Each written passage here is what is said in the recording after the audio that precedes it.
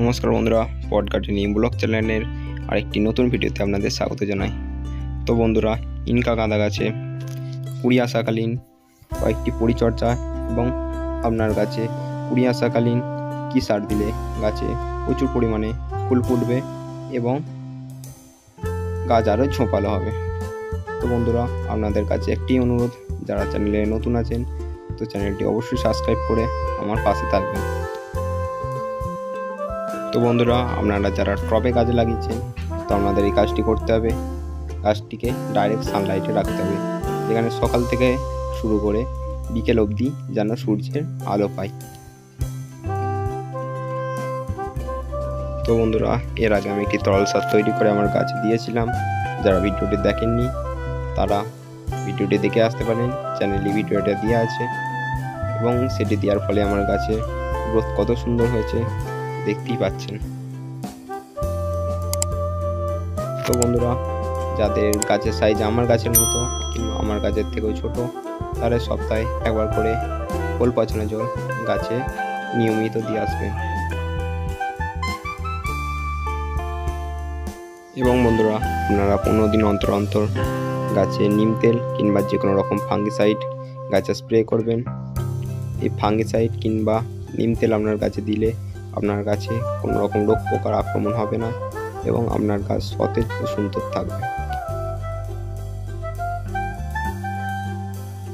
এবং বন্ধুরা, আপনারা যারা এই গাছটি দেখছেন, এটা আমি এই গাছগুলির পরে নার্সারি থেকে এনেছিলাম। তো এই গাছটি একটু ছোট আছে। তো আপনাদের এই গাছে একটি কাজ করতে হবে, যে কুড়িটি ফুটেছে সেটি পিঞ্চিং করে দিতে হবে। তো এই পিঞ্চিং করলে আপনাদের গাছ আরও ঝোপালো হবে এবং প্রচুর পরিমাণে ফুল ফুটবে। আর যে বাকি সব গাছগুলো আছে সে সব কটা গাছে আমি পিঞ্চিং করেছিলাম, তাই দেখতে পাচ্ছেন প্রচুর পরিমাণে গাছে কুঁড়ি এসেছে। এবং বন্ধুরা, আপনারা পিঞ্চিংটা অবশ্যই করবেন।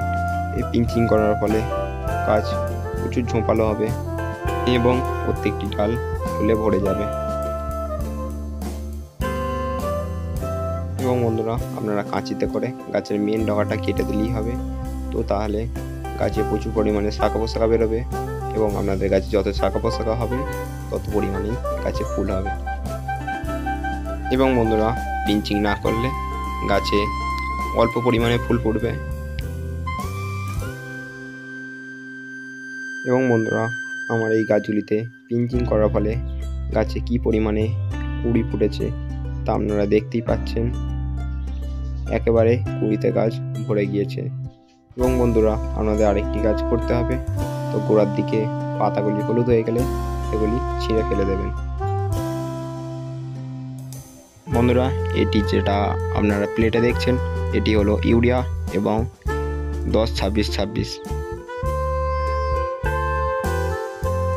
বন্ধুরা, আপনারা এই 10-26 সারে নাইট্রোজেন, ফসফরাস এবং পটাশিয়াম এই তিনটে জিনিস আপনারা এই সারটির মধ্যে পেয়ে যাবেন।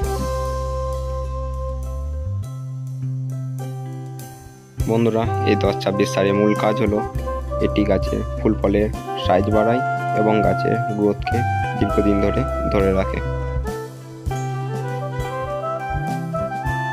বন্ধুরা, আপনারা এই দুটি সারকে একে অপরের সাথে খুব ভালোভাবে মিশিয়ে নেবেন।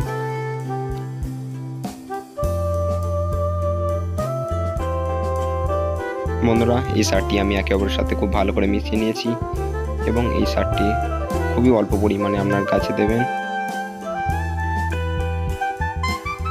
বন্ধুরা, আমি কতটা পরিমাণে নিয়েছি ঠিক আপনারা একই পরিমাণে এটি গাছের গোড়া অনেকটা দূর দিয়ে দেবেন। আপনারা ভুল করেও যেন এটি গাছের গোড়ায় দেবেন না।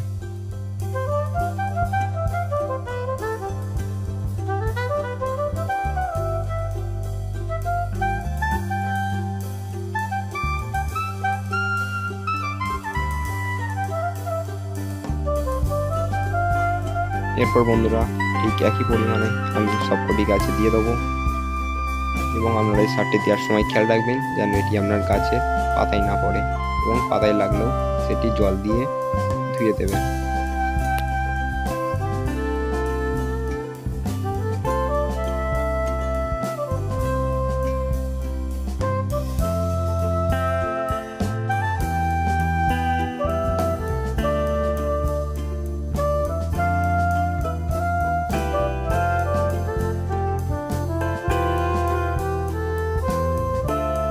বন্ধুরা আপনাদের সারটি দেওয়া হয়ে গেলে আপনারা খুব ভালোভাবে জল দিয়ে গাছের গোড়াটি ভিজিয়ে নেবেন।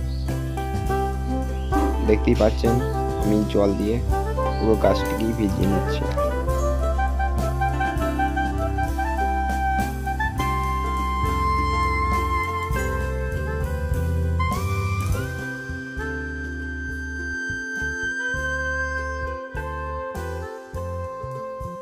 এবং বন্ধুরা আপনাদের গাছে ফুল ফুটে গেলে তখন আর এই সারটি দেবেন না, তখন গাছে সপ্তাহে খোলপোছার জল দিলেই হবে।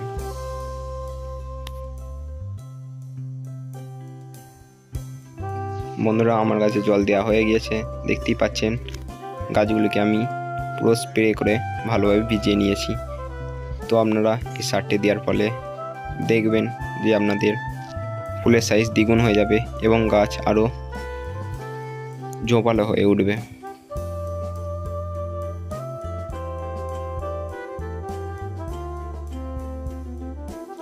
বন্ধুরা এর আগে আমি গাছে খোল পচা জল দিতাম এবং সেই খোল পচা জলটি দেওয়ার ফলে গাছের কত সুন্দর গ্রোথ হয়েছে এবং গাছে কুঁড়িতে ভরে গিয়েছে এবং এই গাঁদা গাছটিতে ফুলও ফুটে গিয়েছে। তো আপনাদের কাছে যখন গাঁদা ফুল ফুটবে তখন গাছে খুব বেশি জল দেবেন না, একটু গোড়াটা শুকনো শুকনো রাখবেন।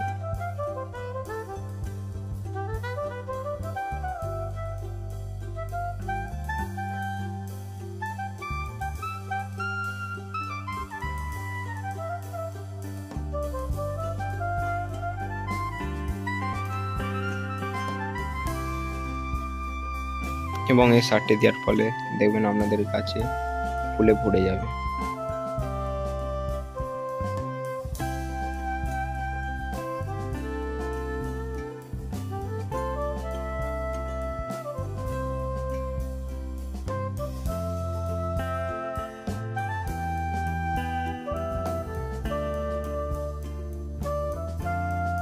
তো বন্ধুরা ভিডিওটি আমি এখানেই শেষ করছি।